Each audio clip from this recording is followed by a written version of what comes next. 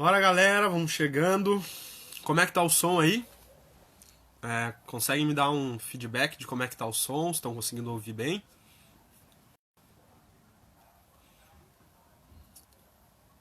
Salve! Rose Santana!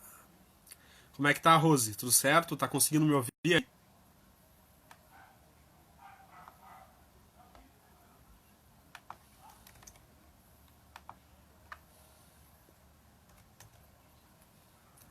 Boa!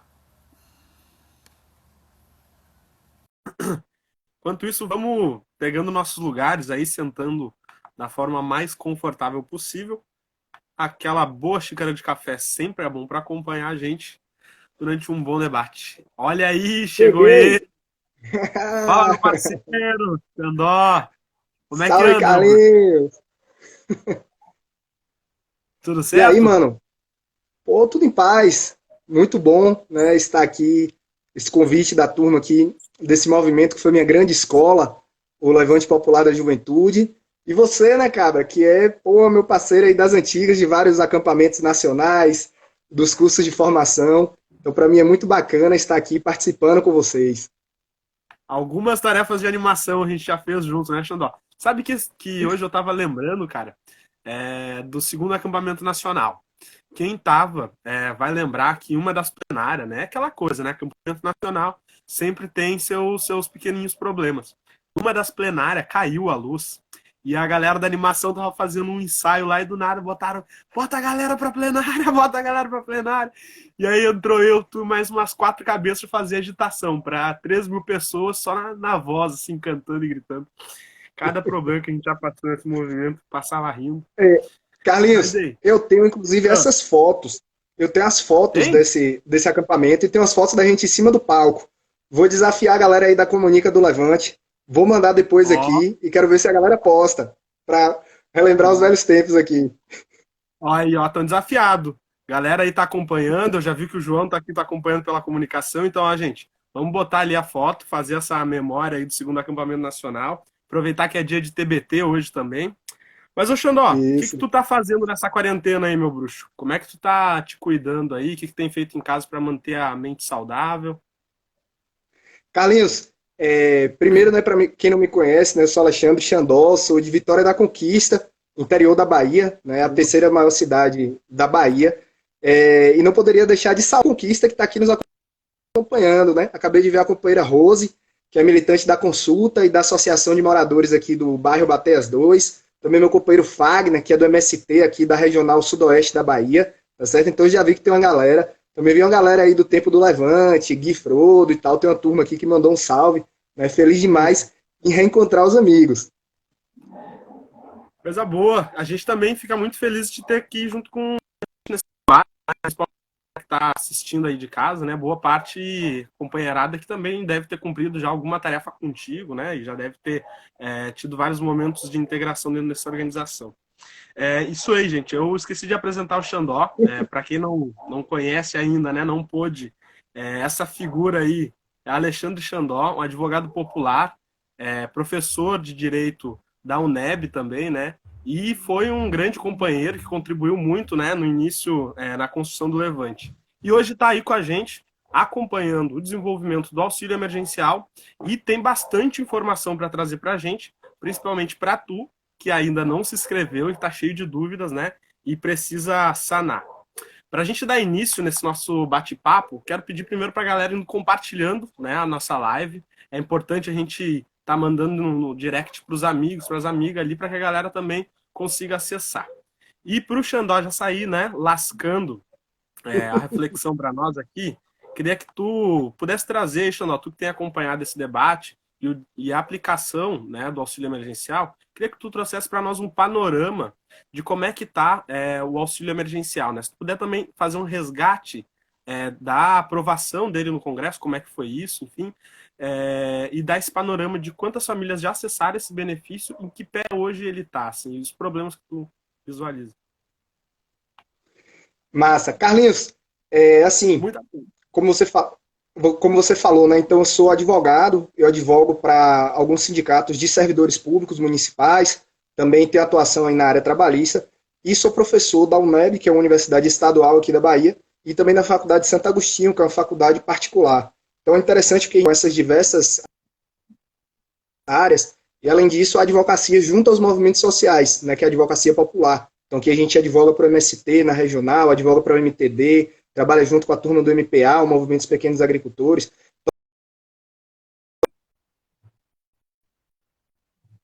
por todos esses meios que nós transitamos.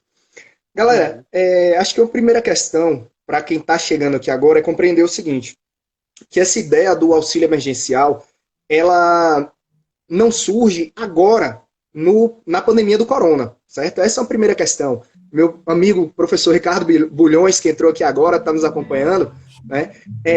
Esse auxílio, na verdade, ele se assemelha, inclusive, ao que nós conhecemos pelo Bolsa Família, né? Então, para vocês terem ideia, já tinha sido aprovado no Congresso Nacional, no ano de 2004, foi um projeto do senador Eduardo Suplicy, uma lei que instituiu a renda básica da cidadania.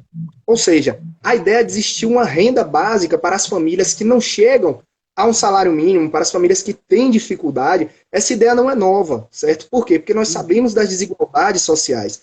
Então, primeiro é compreender isso, que essa é uma ideia antiga e que foi resgatada agora nesse período da pandemia do coronavírus. Uma segunda questão, e aí já estou vendo aqui alguns alunos nossos, Ana Flores mesmo, que é minha aluna aqui na Santo Agostinho, e a galerinha que está chegando, Vina, do Sindicato dos Professores das Escolas Particulares aqui de Vitória da Conquista e do Estado da Bahia. Uma questão, galera, que a gente precisa se atentar é que não foi uma ideia dos parlamentares brasileiros, não foi uma ideia do governo federal. Isso está acontecendo no mundo inteiro, certo? Porque o mundo inteiro está percebendo que a pandemia ela provoca impactos na economia e que as pessoas precisam se manter, Carlinhos, porque não dá para ficar nessa dicotomia ou economia ou a vida das pessoas, né? É preciso manter a renda básica para que as pessoas possam sobreviver. Então, é só para a gente entender que isso não foi do nada e tal, uma ideia brilhante que surgiu agora aqui no Brasil, certo? Então, nós precisamos entender que isso está acontecendo no mundo inteiro. Mas o que nós vamos analisar aqui é o que acontece somente no Brasil, que não está acontecendo no mundo inteiro. Porque eu acho que ninguém viu na televisão filas em outros países como a gente está vendo aqui no Brasil. Você se lembra, Carlinhos, de ter visto algo parecido? Matéria nenhuma do jornal, não. Vou até te perguntar, você é de Porto Alegre, né? Sou. E aí, tá tendo muita fila? Como é que tá? Como é que tá sendo aí nas lotéricas e tal? Cara, tá. Eu creio que tá igual em todo o Brasil, assim, né? As pessoas estão indo para as ruas, estão indo para frente dos caixas atrás de informação. Porque é isso, né? O atendimento pelo aplicativo ele é muito limitado, né? Ele te faz as perguntas para saber as tuas informações, mas ele não te dá muitas informações em contrapartida. Sobre como, por exemplo, qual que é o tempo que tu precisa esperar até ter o retorno. Então as pessoas ficam, depois passa 4, 5 dias, tu não sabe se foi aprovado ou não, tu fica, que diabo tá acontecendo? Mas enfim, diz tu aí, É isso mesmo, Carlinhos. Então a gente vai tentar se debruçar um pouco sobre isso, tentar entender por que isso acontece, inclusive apresentar propostas alternativas, que é o papel do movimento social, é apresentar as alternativas e pressionar o governo, né? Então, assim, primeiro é compreender que esse auxílio ele foi pensado para as pessoas de renda mínima, certo? E isso começou a ser ventilado, né, pelos parlamentares, enfim, dos diversos campos. O governo não queria ceder isso, o Bolsonaro não queria ceder esse auxílio, né, porque a lógica deles é a lógica da meritocracia, é a lógica do individualismo, né, é da lógica do Estado mínimo, mínimo, mínimo, praticamente inexistente. Então, mas se chegou ao consenso de que era necessário ter essa renda mínima emergencial. E aí foi apontado inicialmente que seriam para as famílias de baixa renda e desempregados, que têm uma renda mensal de até 522 reais, ou seja, meio salário mínimo, ou uma renda familiar total de até, no máximo, 3 salários mínimos, certo? Então, essa foi a proposta inicial ali. E aí, o governo federal, quando leva isso para o Congresso, e por que tem que ser o governo que precisa levar isso? Porque é algo que gera despesa, então é uma competência exclusiva do Poder Executivo de apresentar essas propostas. E aí, o que aconteceu? O governo apresenta a proposta de R$ 200, né? E aí, com muita briga, enfim, a gente vai mais um pouco à frente, né, entrar, acho que um pouco nesse mérito, mas acabou fechando nos R$ 600. Só que tem uma questão importante, é que começou a se ver que, beleza, tem uma galera que tem emprego, mas está empregado como o quê? Como garçom, é o camarada que ele trabalha na cultura, é o pescador, é o agricultor que não estava contemplado naquele momento inicial e ainda não está contemplado. Inclusive, Carlinhos, a gente aqui que trabalha com muitas pessoas da zona rural, a galera ficou com medo de marcar em alguma daquelas alternativas, por quê? Porque depois, na hora da aposentadoria, porque o trabalhador rural ele se aposenta mais cedo, mas ele precisa ser somente trabalhador rural. Se ele se cadastrasse como autônomo, corria o risco ali dele perder lá adiante o seu benefício, a sua aposentadoria rural, certo? Essa condição de segurado especial. Então, foi uma vitória também essa ampliação, que foi feita uma votação no dia 22, o Senado aprovou e ampliou para algumas categorias. Vou citar aqui porque deve ter algumas pessoas aqui que se encaixam. Por exemplo, artistas, trabalhadores da cultura, pescadores, marisqueiras, guias turísticos, camelôs, ambulantes. Essa categoria que eu achei muito interessante. Professores contratados que estejam sem receber salário. O que é isso? É muito comum nos municípios, né, e estados também se fazer contratação de professores. Com a crise, foram os primeiros a serem cortados, foram esses, os REDAs, os terceirizados foram cortados. E a galera está lá com o contrato suspenso, não consegue acessar. Então essa proposta de incluir os professores que estão sem receber foi muito importante, Carlinhos. Só que isso ainda só foi aprovado no Senado, certo? Falta a sanção presidencial, foi aprovado no dia 22, Bolsonaro ele tem 15 dias para aprovar. E como nós sabemos, né, o apreço que ele tem, só que não, aos pobres e aos trabalhadores desse Brasil, ele está enrolando o máximo possível para que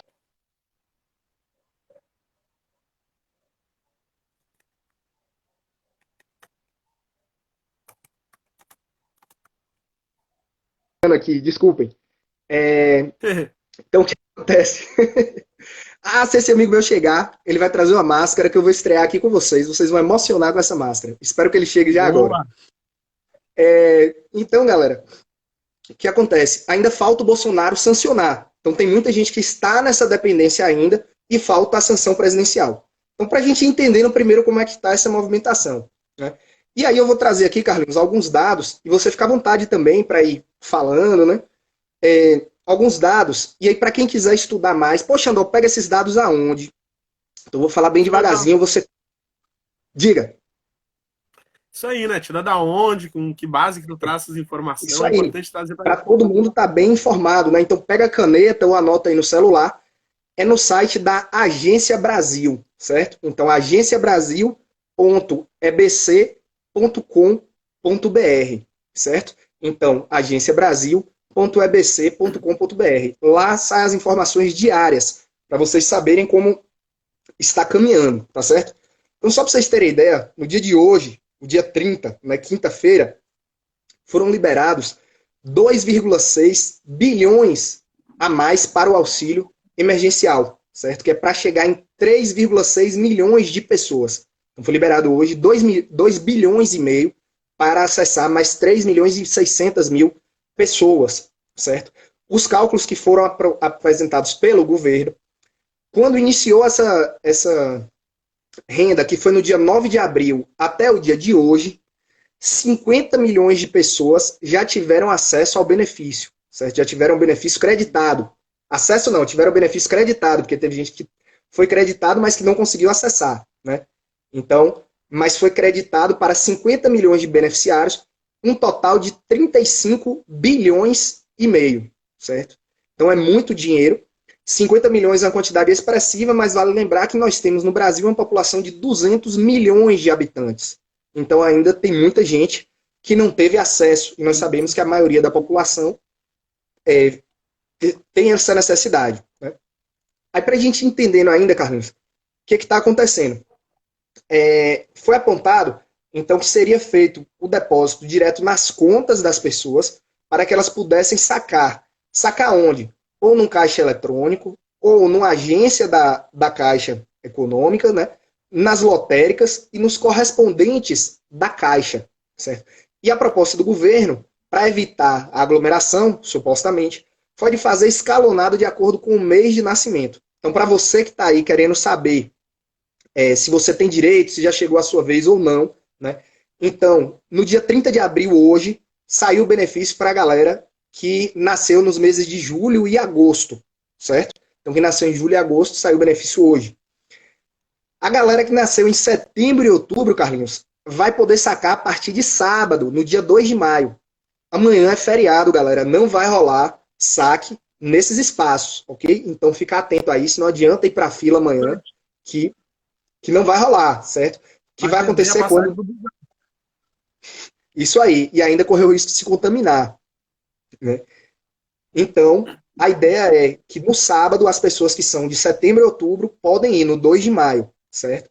E no dia 5 de maio, as pessoas que são nascidas nos meses de novembro e dezembro, certo? Então, para a galera ir se atentando, tem tudo isso no site. Então é importante que cada um pesquise para não dar viagem perdida. Uma questão interessante, Carlinhos, para a gente, ainda nos dados, é que 13 milhões e 600 mil pessoas terão que refazer o cadastro. Só dos informais, ainda nem entrou aquelas categorias que eu falei. Só da galera dos informais, esses primeiros, certo? Então, 13 milhões e meio de pessoas vão ter que refazer o cadastro, porque teve problema no aplicativo. E a gente teve também uma quantidade aqui de 3 milhões que o DataPrev, que é o sistema interno ali, não conseguiu identificar se tem direito ou não ao benefício.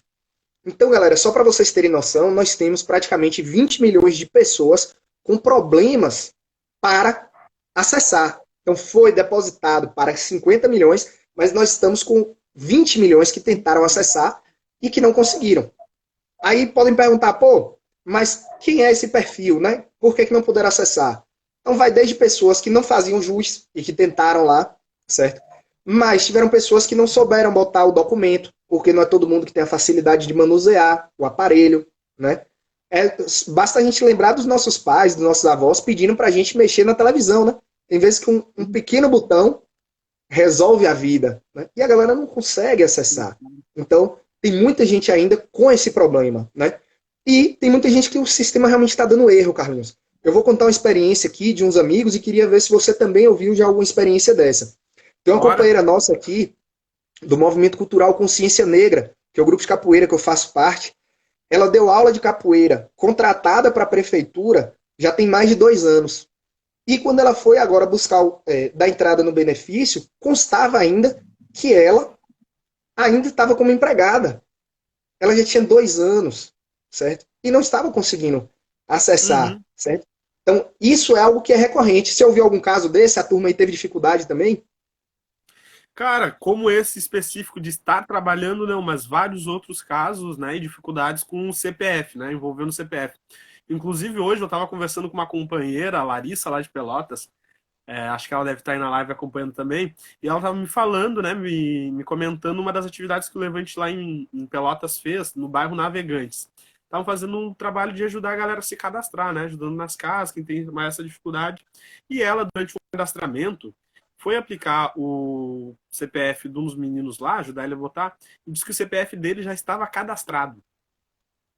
Então, e o menino nunca tinha entrado na plataforma, nunca tinha tentado fazer o cadastramento, né? E disse que o cadastro dele já tinha sido feito e que o CPF dele já estava sendo usado. Ou seja, vários problemas nessa ordem ali, né, com o CPF e com as documentações que a galera tem dificuldade de comprovar pelos esses aplicativos, assim, né? Xandó, já que tu abriu esse espaço, não sei se tu ainda quer dar mais um pouco do panorama dos problemas ou eu posso fazer uma pergunta aí, de algumas coisas que passaram. Ó, você tem que me perguntar coisa fácil, viu? Para não passar vergonha aqui. Será que eu vou saber responder? Vamos ver. Mas antes de Não, passar aí, eu só acho que essa é bem queria, fácil.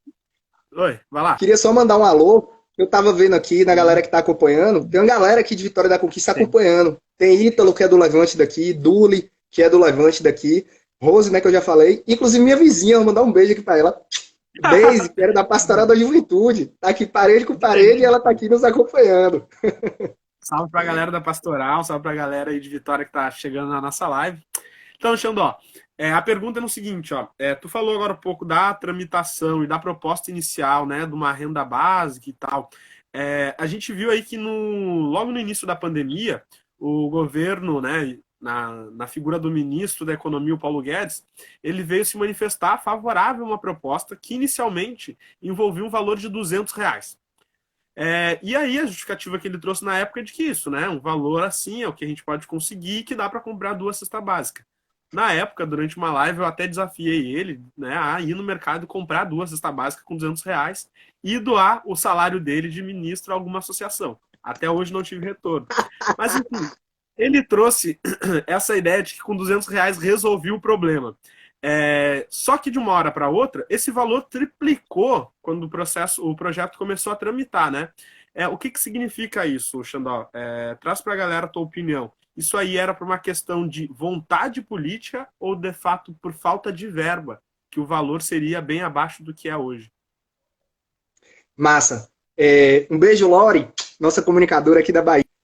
Galera, a proposta do governo, né, era de R$ 200. Por quê? Porque esse governo não gosta de pobre. A questão é essa. Os caras estão aí, olha o reajuste do salário mínimo, como foi, né? Querem congelar o salário de servidor público, né? A reforma da Previdência, que atingiu majoritariamente a população mais pobre do Brasil, a reforma trabalhista, tudo isso, né? Então, é porque é uma opção política do governo, realmente, que não entende, né? Porque o Paulo Guedes, ele enquanto um neoliberal, um liberal, ou ultraliberal, né? Ali da escola de Chicago, os caras têm a perspectiva de que é iniciativa privada, né? O governo está ali para ajudar o máximo possível a iniciativa privada e deixar a galera se virar, né? E o pobre, eles compreendem, pô, os caras são contra a Bolsa Família, os caras são contra cotas, né? Tem coisas que não dá para falar o tempo todo, mas é isso que esse governo é. E aí, Carlinhos, o que acontece? Eles jogam a proposta de 200, né? Para jogar para baixo, se colar, a oposição à esquerda, né? Então os partidos de esquerda, o PT, PCdoB, PSOL, PDT, a proposta é o que? Um salário mínimo. E foram para cima com a proposta de um salário mínimo. E aí começou o atrito. E aí o governo, não, então beleza, os parlamentares do governo, vamos então aprovar em 300. E aí ficou nessa discussão. Só que nisso conseguiu-se fechar uma maioria se articulando com os deputados do Centrão, certo? Então, dos partidos aí que a gente sabe que são partidos golpistas, isso é importante frisar, foram partidos que aprovaram a reforma trabalhista, meu amigo Esqueleto, que aprovaram a reforma da Previdência, essa galera estava lá, mas em determinados momentos a gente precisa se aliar a eles, porque eles também querem fragilizar o governo e sabem, amigos, que daqui a pouco vem eleição, esse ano tem eleição municipal, então eles também precisam dar uma resposta para as suas bases, né? E aí ficou nessa disputa, a maioria conseguiu consensuar ali, então os parlamentares de esquerda, junto com a turma do Centrão, conseguiu fechar em 600. E o governo, né, é interessante como eles manipulam as narrativas. E o governo foi dizer que foi uma vitória, foi Bolsonaro que deu R$ 600, né? Então, uma narrativa para poder ludibriar a população, né? Tem colocado como se fosse uma benesse do governo, estivesse dando, sendo que esse dinheiro não é dado, esse dinheiro é um dinheiro nosso, nós que pagamos os impostos, nós que temos o nosso salário extraído, a mais-valia extraída da gente, certo? Então, para isso, esse dinheiro é nosso, está retornando para a gente, certo? Então, isso precisa ficar bem claro, não é uma bondade de governo nenhum, podia ser quem fosse. É igual aí os governos estaduais, né, estão, não sei se aí no Rio Grande do Sul está rolando, mas aqui na Bahia já está distribuindo merenda nas escolas estaduais. Merenda não, o que seria merenda, está distribuindo um kit, que é um valor de R$ 55, nas escolas estaduais e nas escolas municipais. Vejam, esse dinheiro, Carlinhos, ele já estava previsto no orçamento. Por quê? Porque nós temos um Fundo Nacional do Desenvolvimento da Educação, que é o FNDE, e nós temos o Fundeb, que é o Fundo Nacional de Desenvolvimento da Educação Básica, que a verba já é carimbada, já vem certinha para que os governos apliquem. Então não fazia sentido esse dinheiro ficar com o governo para quê? Certo? Então se está reduzindo com material de limpeza, reduzindo com transporte, reduzindo com energia, reduzindo com água, reduzindo com tudo, o que está sendo feito com esse dinheiro? Precisa ser revertido para a população, né? Então é para a gente entender que isso não é bondade de governo nenhum. Pode ser de esquerda, pode ser de direita. Isso é um direito nosso, porque é nosso. Somos nós que financiamos esse valor que está retornando para a população mais pobre. Boa, não, acho que é importante a gente destacar isso, porque algumas pessoas podem cair, eu já vi isso acontecendo, né, nesse discurso, né, e às vezes até nessa ilusão de que isso é uma benesse, isso é um benefício, é algo que tu é algo que tu não deveria ganhar, assim, e às vezes elas ficam até culpadas de ir atrás do benefício para tentar acessar, assim, né? Já vi muitas famílias aí que também, às vezes, o pobre tem dignidade, né?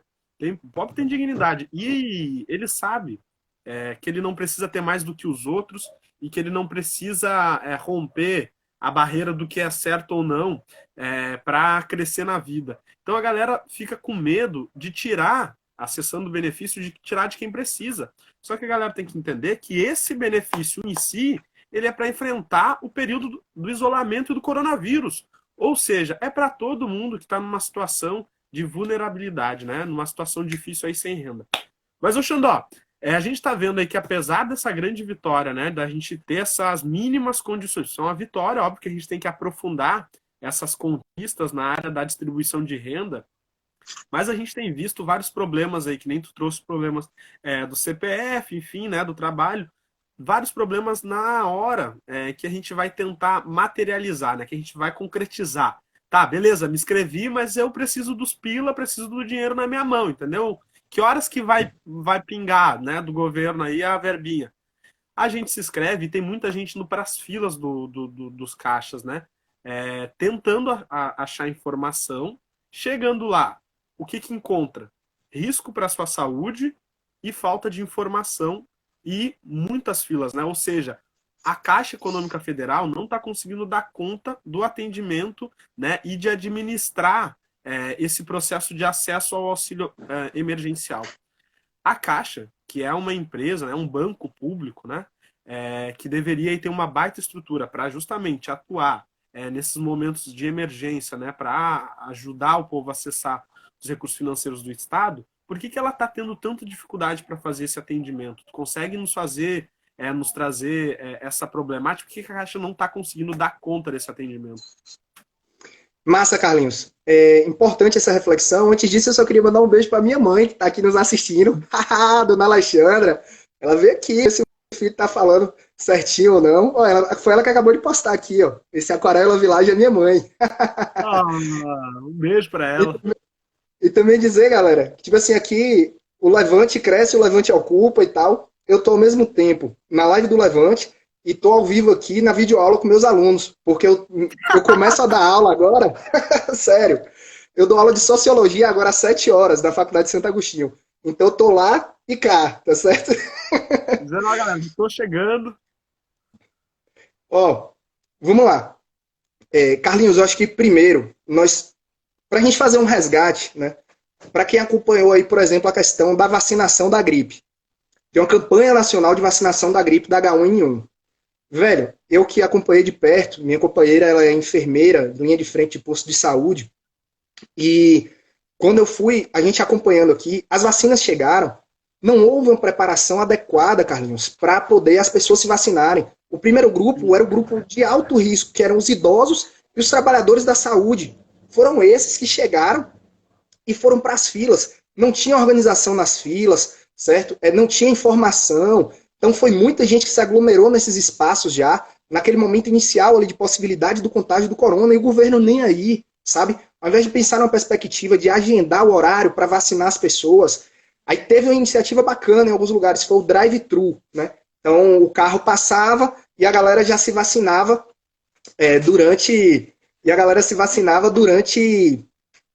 dentro do carro. Ó, Carlinhos, chegou um amigo meu aqui agora, ele trouxe a máscara, vou botar daqui a pouco. Obrigadão, Reni.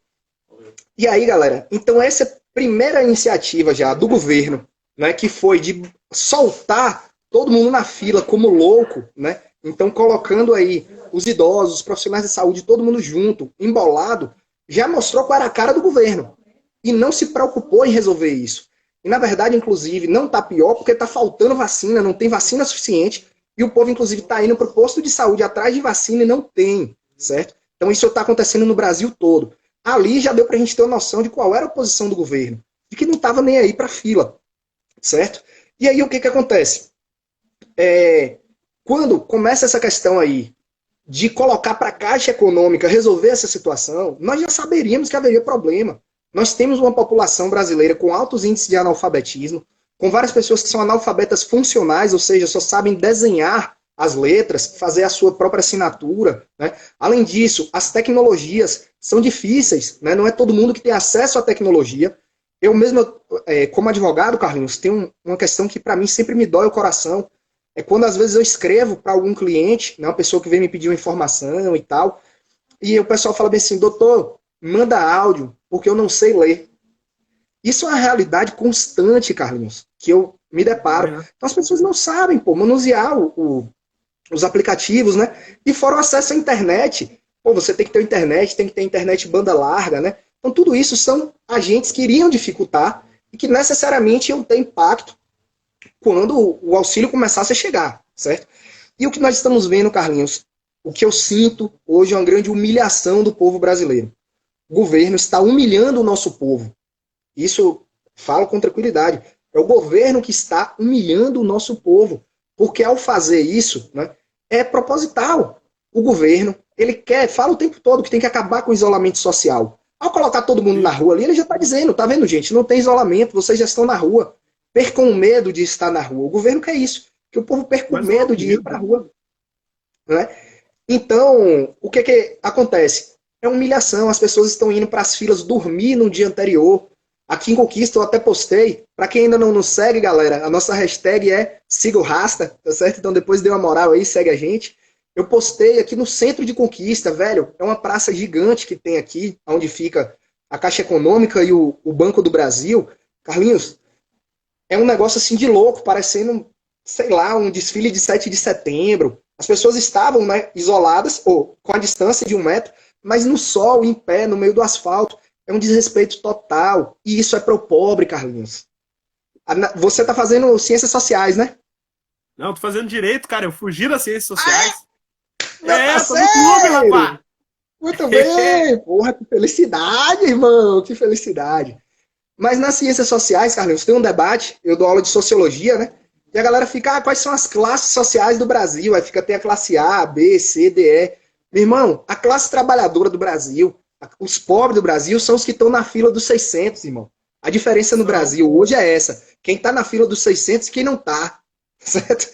É essa a diferença do povo brasileiro hoje, enquanto classe social. E aí, Carlinhos, o que acontece? Isso não acontece em lugar nenhum do mundo, velho. Eu provoco até a galera aqui que está nos assistindo. Se alguém viu isso acontecer em algum outro país, escreve aqui pra gente no chat. Eu não lembro. Não lembro. Pois é, cara, E em vários lugares do Brasil tem acontecido filas, né? Hoje, inclusive, o Miguel mandou ali num dos grupos que a gente tá daqui da Frente Territorial, o Miguel lá do Ceará. Eu acho que tu conhece o Miguel, né? O Miguel Braço. Sim, meu parceiro, advogado também. Ele mandou o seguinte, cara, a galera tá fazendo fila às 6 da noite para ser atendido no outro dia de manhã, para pegar a fila no outro dia de manhã, lá em Fortaleza. Ou seja, as pessoas estão indo para a fila cedo, para tentar se garantir ter o atendimento aí. E isso não acontece em lugar nenhum do mundo. As pessoas estão tendo seu valor, seu auxílio depositado direto nas suas contas. Ou seja, há uma burocracia também, uma falta de informação. O nosso povo, historicamente, aí, tem essa grande dificuldade, né, de entendimento, tanto das ferramentas de tecnológicas, quanto também até dos direitos que tem acesso, para ter acesso. Aí, cara, essa galera toda tá jogada ao relento nesse período, enfrentando uma burocracia gigantesca para acessar esses R$ 600. E como tu falou, a diferença de classe hoje no Brasil é isso, é quem tá atrás dos 600 e quem não tá. Né? Quem já conseguiu aderir ao isolamento anteriormente com uma tranquilidade e quem tá lutando para entrar no isolamento social, né? Cara, eu quero pedir, provocar a galera que está nos assistindo aí, para além de compartilhar a live e seguir o Rasta, eu quero desafiar a galera a mandar perguntas aí para nós, né? Indo estimulando esse debate. Se você tem alguma dúvida, vamos aproveitar, porque a gente já está entrando nos finalmente da nossa live, né? Ela tem um teto de 1 hora. Então, se tem alguma dúvida, aproveita o momento, aproveita a presença do Xandó aí, que a gente vai estar respondendo. Ô, Xandó, segue para nós aí, e eu queria que tu dissesse aí para nós, né, essa dificuldade, né, continuasse nessa reflexão da dificuldade do atendimento da Caixa com o próprio projeto, né, e o plano de privatização dos bancos públicos aí, né, que relação que isso tem com hoje a dificuldade de funcionamento de operação. Massa, Carlinhos. Tô vendo aqui alguns alunos nossos aqui da Faculdade de Santo Agostinho, o Gabriel, o Fábio, que são nossos alunos, já estão aqui na live. A galera não tá no aplicativo da faculdade, tá assistindo aqui pela live para dar mais uma moral pro Levante. Pode chamar os colegas, bem tranquilo. A aula pode começar por aqui, a gente cede a página. Isso aí. Olha só, Carlinhos, foi até a pergunta aqui, foi a pergunta de minha mãe também, né? Que é assim, como vocês acham que poderia ser resolvido esse problema? Porque não adianta só jogar pedra. Ah, tá tudo errado e tal, o que, que poderia ser feito?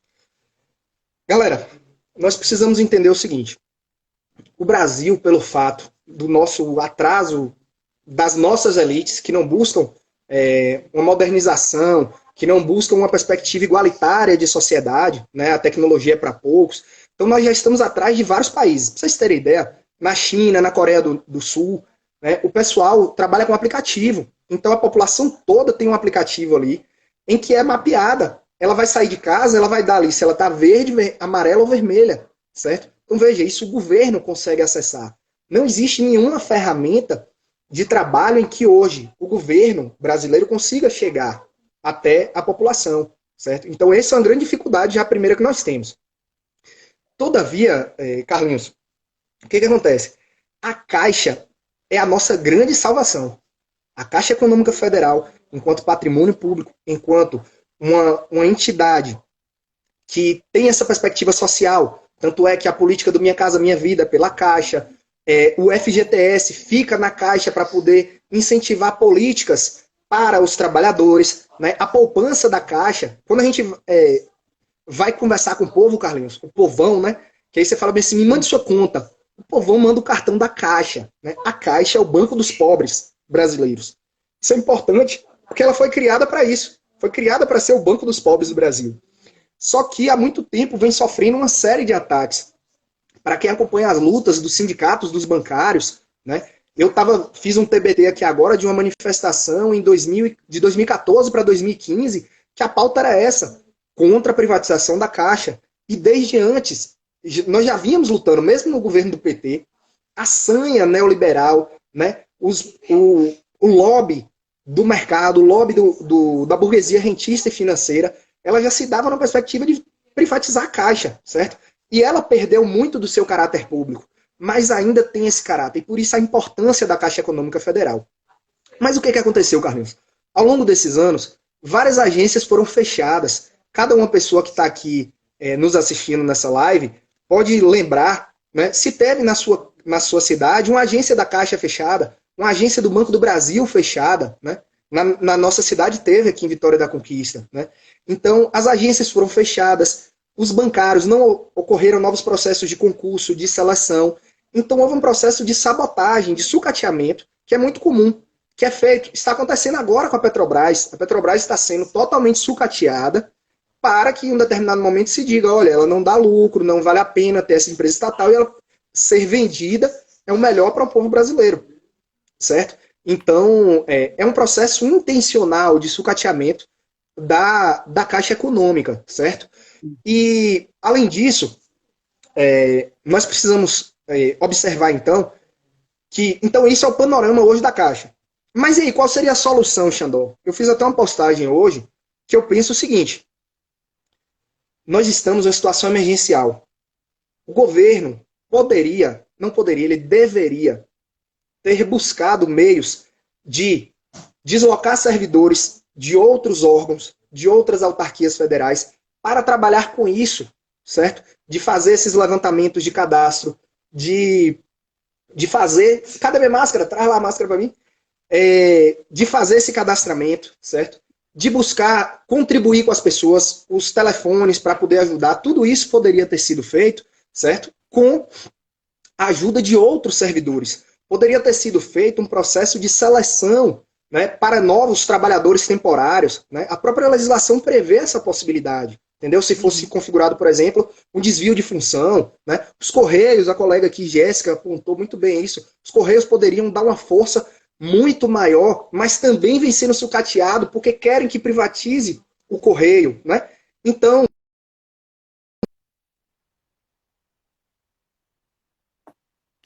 Ixi.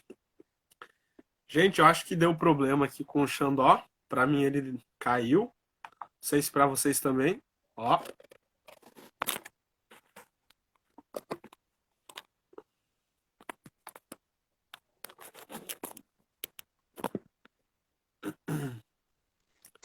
Voltei. Voltou? Boa! Foi Show! foi tão pesado o negócio que caiu. Caiu, caiu. A gente O governo, ele poderia criar mecanismos de contribuir com isso, Carlos. Mas nós não vemos expectativa nenhuma disso. Nós não vimos, eu não vi nenhum claro pensando nisso, Paulo Guedes pensando nisso, certo? O que os caras falam todo dia é de reabrir a economia, né? E de acabar com o isolamento social. Então é preciso, meu irmão, que haja um suporte do governo para que a Caixa transite, certo? Era preciso estar havendo equipes piloto, equipes indo para as periferias para ajudar as pessoas a fazer esse cadastro. Isso está sendo feito, sabe por quem? Pelos movimentos sociais. Eu tenho certeza que você já ajudou alguém. Praticamente todos os dias eu tento ajudar alguém também nessa iniciativa, certo? E, enfim, isso era atribuição do governo municipal, governo estadual, governo federal, de modo com que evitasse que as pessoas fossem para a fila simplesmente para pedir informação, Carlinhos. Tem muita gente que está ali somente para pedir informação. Se colocasse pessoas ao longo daquela fila, pessoas cadastradas, identificadas, poderia ajudar muita gente ali naquela fila, mas isso não está sendo feito. Né? O governo quer realmente colocar o nosso povo nessa situação. Pois é, Xandó. Inclusive, tu tocou numa questão que eu acho que é importante, daí, a das últimas perguntas, para a gente ir finalizando nosso debate. O Frodo colocou aí uma pergunta, e eu até queria já fazer esse gancho, né, com a pergunta dele. Qual que é a relação que o auxílio emergencial hoje tem com a solidariedade? Daí eu queria também me aventurar, ajudar nisso, né, nessa reflexão. Antes de tu mesmo também responder, eu acho que a gente tem os movimentos sociais, principalmente, tem uma grande responsabilidade, né, nesse momento, de não ficar paralisado, porque a gente sabe que esse governo ele vai fazer o mínimo esforço possível, né? Ele vai fazer para inglês ver, só para dizer, ó, pronto, fiz, lavei minhas mãos, mas a gente realmente sabe que eles estão preocupados com a abertura da economia, não com as mortes. O Jair Bolsonaro se pronunciou dizendo, 5 mil e poucas mortes, e daí? Né? Veja bem, o presidente banalizando as vidas brasileiras, né? Então a gente está numa situação muito difícil que é preciso hoje ter um protagonismo dos movimentos sociais. E a gente está, né? Já vou aproveitar o momento para propagandear a nossa campanha de solidariedade Nós por Nós. Boa. Então a gente está tentando assumir essa responsabilidade também. Só que tem uma coisa aí que tu trouxe que eu queria destacar, que é como que a gente assume, nesse momento, a nossa responsabilidade quanto movimento social, sem excluir a responsabilidade do Estado, né? Não adianta a gente querer ir para as ruas, assumir o cadastramento, que eu acho que é importante a gente ajudar as pessoas no cadastramento, mas a gente tem que dizer para a senhora, para aquele senhor que a gente está auxiliando ali, meu senhor, minha senhora, eu não trabalho para o Estado. Eu não faço parte do quadro de funcionários da Caixa. Estou aqui querendo me auxiliar. Porque senão, cara, a gente vai estar assumindo bronca aí que nem o governo quer dar resposta. A gente vai servir como para-choque aí do governo. Não, a gente tem que ir para cima. Falar, ó, tem direito, vamos buscar, faz assim para buscar. Não estamos tendo retorno, aí a gente tem que ajudar a refletir e apontar os verdadeiros culpados pela falta do retorno. Mas diz tu aí, cara, qual que é a relação que a solidariedade tem com o auxílio emergencial e com esse momento aí de pandemia do coronavírus? Carlinhos, eu penso que a galera tá perguntando da máscara. Vai ser o final. Quem ficar até o final vai ver nossa máscara. Qual é aí? Dá boa, Eu viu? já ouvi. Eu vi o comentário assim, ó. Será que é de oncinha? Ó, minha amiga Marília aqui, que é assistente social aqui de Conquista, a mãe dela fez umas máscaras pra gente, mas não é essa, é uma outra. Vai ficar todo mundo querendo. Eu já tô sentindo que a galera vai querer essa máscara minha. Carlinhos, veja bem.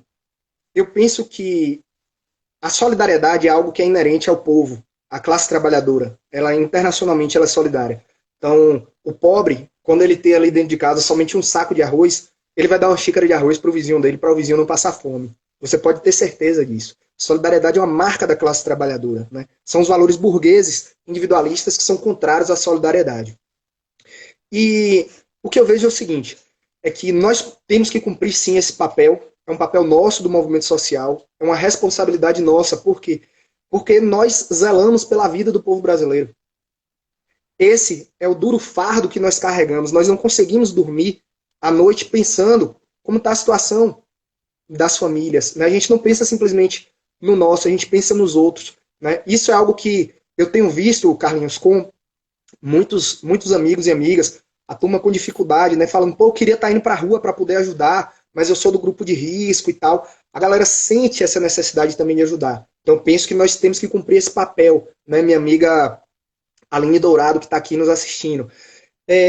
Mas o papel nosso é esse, é de cobrar do governo. Então, é de cobrar dos parlamentares, cobrar das prefeituras. Mais do que nunca, galera, nós precisamos identificar que mesmo os prefeitos que são da base bolsonarista, mesmo os prefeitos de direita, eles sabem que o povo vai para a porta da casa deles e eles estão correndo atrás. Mesmo os prefeitos bolsonaristas, olha o que é que Dória está fazendo, né? Está fazendo a obrigação dele, claro, mas ele não está entrando na lógica. Não teve nenhum governador, nenhum prefeito que entrou na lógica de Bolsonaro. Por quê? Porque a galera sabe que as mortes vão bater na conta dele, certo? Então, Carlinhos, nós precisamos pressionar principalmente vereadores, prefeitos, essa galera faz a coisa andar, certo? Eu acho que isso é importante. E organizar campanhas de solidariedade. Todo mundo, né? A gente precisa criar esses grupos. Então, junto ao amigo, junto à tua amiga, nossa aluna Liliane está aqui nos assistindo pelo aplicativo aqui da faculdade. Eu estou lá e cá. Nós precisamos também pensar o seguinte, que essas campanhas de solidariedade, elas não vão ter um caráter de curto prazo. Gente, a miséria está acontecendo agora. O auxílio emergencial está chegando agora, mas esse auxílio vai acabar. Muita gente vai perder o emprego, muita gente vai ter seus contratos de trabalho suspensos mais para frente. Nós precisamos pensar essas campanhas a longo prazo. Identificar que tem gente que hoje está bem, mas que daqui a pouco não vai estar. Então os movimentos sociais precisam se organizar dessa forma, pensando a longo prazo, certo? E Carlinhos, quando a gente fala que a solidariedade do povo é uma marca nossa, eu tenho certeza que teve muita gente que foi lá sacar os 600 e que dividiu com alguém que não conseguiu. Eu tenho certeza, eu escuto histórias como essa todos os dias. Né? E aí, fala, irmão, tô falando demais. Não, eu concordo plenamente, assim, na real, quando tu coloca, né, que essa é uma marca registrada, né, da classe trabalhadora do povo brasileiro, a solidariedade, né? Porque foi um povo, cara, tão maltratado na nossa história, tão acostumado a ter que sobreviver, né? E aí contar com a ajuda um do outro, né, para sobreviver, que acaba desenvolvendo isso, né? Essa coisa da xícara de arroz, cara. Eu lembro da minha infância, assim, né? Minha família também sempre teve muita dificuldade, mas quando a gente apertava mais lá em casa, meu pai ia pedir pro vizinho, e o vizinho era o cara que ajudava. Não era o chefe dele que adiantava o salário dele, não era nada, era o vizinho que ajudava, né? Então acho que isso é concordo contigo quando tu traz que é uma marca, e eu acho que é importante a gente aprofundar isso. Eu acho que não vai acabar daqui para frente. Tu colocou bem aí, o auxílio emergencial ele vai acabar, daqui a 2, 3 meses vai acabar, e os movimentos a gente tem que ver como é que estimula o povo a seguir resistindo e sobrevivendo. Acho que a tarefa, né, é sobreviver nesse período. Carlinhos, só porque eu sei que a live ela acaba bem rápido, né? Quando chega no finalzinho aqui, só para não deixar de falar uma coisa que para mim é muito importante. Eu vi algumas discussões entre amigos, a turma das periferias e tal, que era tipo assim, porra, uma galera que recebeu o dinheiro e foi lá e comprou uma cerveja, comprou uma carne e tal, e fez o churrasco, né? E aí teve uma galera, pô, isso tá errado, ficar esbanjando, não sei o que, esse dinheiro não é para ficar comprando cerveja, etc, etc. Galera, eu penso da seguinte forma, nós estamos num momento tão delicado, tão difícil da nossa população, que a pessoa ela tem o direito sim de pegar esse dinheiro e comprar um cigarro, e comprar uma cerveja, né? E chegar ali e comprar um danoninho, comprar um pote de sorvete na padaria, sabe? Isso faz parte, isso ajuda a gente, inclusive, mentalmente, Carlinhos. Tem gente, o principal problema que nós estamos enfrentando, meu amigo Dudu, é inclusive a questão mental. Então, velho, faz parte sim, pegar, comprar um pote de sorvete, tomar uma cerveja, né? Faz parte, não se sintam culpados por isso. Ah, eu só tenho que comprar o arroz, o feijão e tal. Você tem que se planejar, amigo, porque não tá fácil. Daqui a pouco vão, cortar, né? Bolsonaro tá doido para cortar esse auxílio, então não vai ficar gastando. A gente não pode ficar fazendo um planejamento de longo prazo. Ah, vou comprar uma geladeira, dividir em 12 vezes, vou trocar de carro agora. Eu acho que a gente precisa botar o pé no freio nisso, né? A não ser quem já tenha uma renda garantida, né? Que o emprego não foi abalado, né? Mas precisa se atentar a isso, né? Então, economizar, mas também é cuidar da saúde mental, né? Você comprar um presente para sua companheira, para o seu companheiro, comprar um presente para suas crianças, sabe? Comprar um brinquedo. Isso vai fazer a diferença no seu dia a dia, certo? Isso é pensar em viver, né? Em viver, em sobreviver a esse momento tão difícil que estamos vivendo, certo? Xandó, mais uma dúvida minha, curiosidade, eu queria que tu me ajudasse aí, a nível da projeção, assim, né? Tentar imaginar. Tu acha que é possível a prorrogação dos efeitos do auxílio emergencial? Tu acha que é possível prorrogarem, estenderem mais o tempo de funcionamento do benefício? Carlinhos, como você é estudante de direito, não sei que semestre está, mas quando eu dou aula de direito, eu falo para a galera o seguinte: olha, quem define a realidade não é o direito. Não é o direito que define a realidade. É a realidade que define o direito. É igual às eleições. Tem uma galera dizendo, ah, não pode adiar as eleições porque isso é cláusula constitucional e tal. Galera, se o bicho pegar no corona, não vai ter eleição, irmão. Se continuar pegando, vai ter que estender o auxílio. E aí o que vai definir isso? Correlação de forças. É Boa. a força da população brasileira, a nossa capacidade de pressionar, a nossa capacidade de mobilizar nas redes, pelas janelas, sabe? Enquanto a gente conseguir fazer isso, nós vamos conseguir esticar esse auxílio e ampliar ele para as pessoas que não estão conseguindo alcançar, tá certo? Então acho que o que vai definir é a nossa capacidade de se organizar, é ficar em casa, certo? Porque nós já ultrapassamos inclusive a China em número de infectados pelo corona, tá certo? Meu amigo Ivan aqui, mesmo que é de Itambé, um município vizinho aqui na Bahia, que é um município pobre, sabe das dificuldades que estão acontecendo, né? Que se o corona chega ali em Itambé, meu irmão, o bicho vai pegar, porque não tem estrutura, né? As cidades pequenas, Ivan, Ivan, Carlinhos, as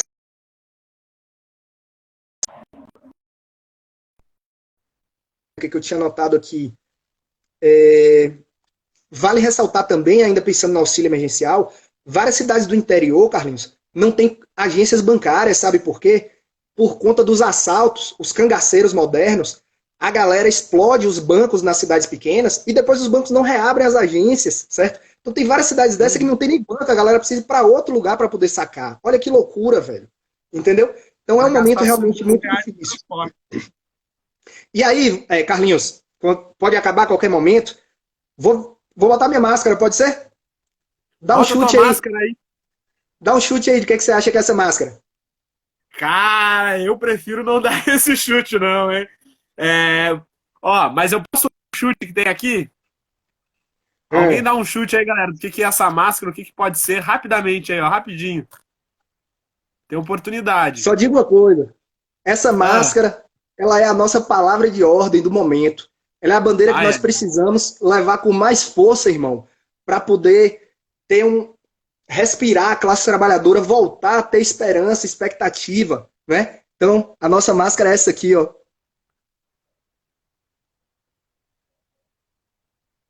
Olha aí, rapaz! Ele aderiu. A Boa! nossa Para máscara Bolsonaro. é a do Fora Bolsonaro, meu irmão. Boa! Me É puxou, hein, Fora meu irmão? Bolsonaro. Gostei de ver.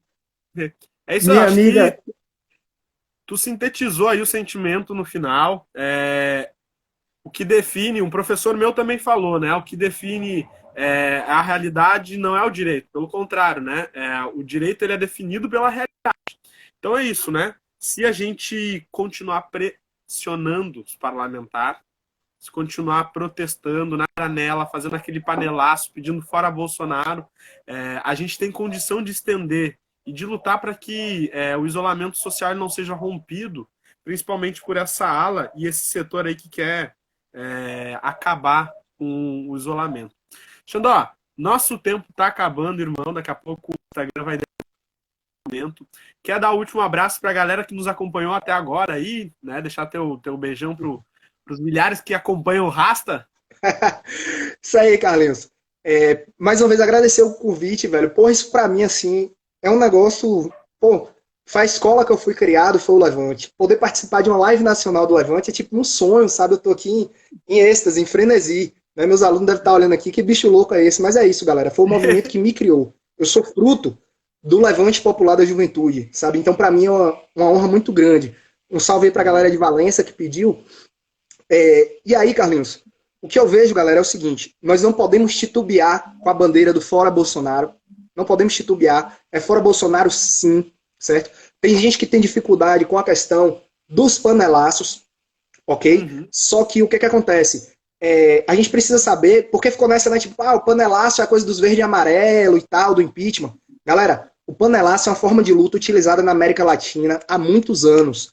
Depois vocês pesquisem sobre a crise de 2001 na Argentina, onde 4 presidentes caíram em menos de uma semana, né? E eram os panelaços, as caçarolas. Então o panelaço é uma forma de luta da classe trabalhadora latino-americana, certo? A gente não pode ter vergonha de fazer panelaço, certo? Então, vamos continuar na luta, pressionando, se cuidando, né? Quem puder, fazer o máximo possível de esforço para ficar em casa.